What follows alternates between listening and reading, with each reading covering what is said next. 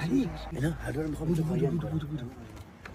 همینجا بذار باشه. بعدی با مسابقه مردان آهنین با بابا و بابی قراره که لاستیکا روی شما قرار بگیره و بتونید با این دو تا لاستیک که روتونه بلند بشین. اول بابک بشین. بابا یه لاستیک بذار روش. آفرین. خب بلند شو. الان بلند شو ببینم میتونی.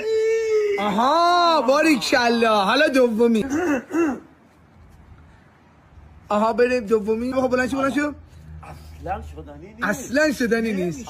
این آقا میخواست از این روش استفاده کنه. تو الان همین حرکت رو بکنه، دو تا لاستیک بذاره موهاتو بزنه. همین آدم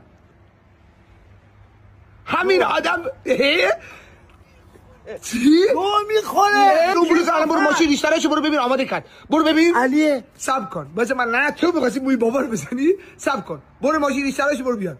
علی تو چقدر برو بیار. لاستیکا رو بگی من حرف بزنم.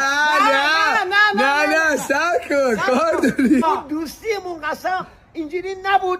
تو این دقیقه من ول کن من انجام بدم. عربای خاک مادرم تو میخواستی موی منو بزنی من موی تو رو میزنم. چرا این کارو کردی؟ من کاری نگم. من واقعیت به پدرم گفتم.